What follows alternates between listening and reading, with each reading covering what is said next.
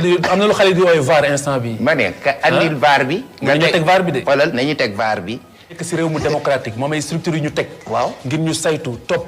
waaw ba ci cappaandaw ko pal gi. waaw du yow yaa war a génn. waaw di yëgle ay résultats. bay tudd ay chiffres. waaw ma fàttaliku. Khalifa da ngay naax si li ma fàttaliku daal. Khalifa non mais xëy na naax naa. xëy na naax naa mais li ma fàttaliku. xam nga lu tax yaa si joxe woon yaa si jëkk a joxe chiffre. te chiffre bi ñu si joxe dafa jege chiffre yi génn. Khalifa joxuma chiffre. ah kañ dégg nañ fi keroog ñu taxaw ne. si monsieur premier ministre joxoon nga. ba teg ma am na lu xale di woowee VAR instant bi ma ne ka andil VAR bi. nga teg VAR bi de. xoolal nañu teg VAR bi.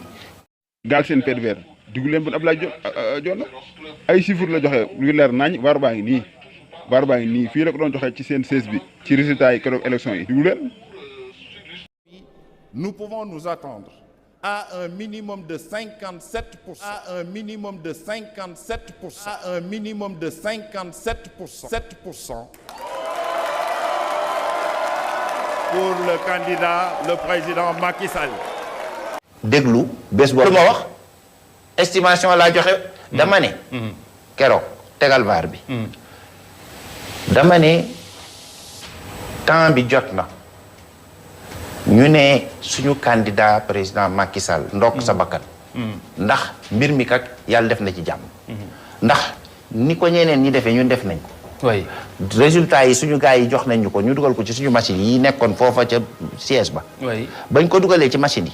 ordinateur yi nee nañu lu mu gàtt am na 57. au minimum. loolu laa waxoon. loolu laa waxoon. chiffre boobu nga joxe woon. déet du chiffre dama ne il a obtenu au minimum. yaa ngi dégg. au minimum kay du chiffre. mooy lu mu ndaw ndax xam nga lu taxoon booba. amoon na dëkk boo xam ne ñun jotaguñ ko.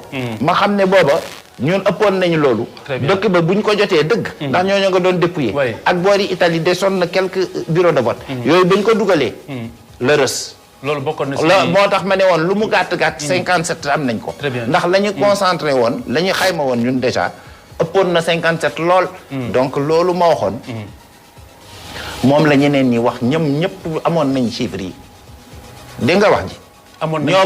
ñoom ñu ñëw ne dafa am deuxième tour ma ne deuxième tour amul ay layewén lii kay Macky Sall gagné na ko ba ñoom ci seen bopp d'accord nañ ko après kay la ñu naan victoire électronique léegi nañ fi lu ne wante victoire démocratique la ñoo ngi ci sant suñu borom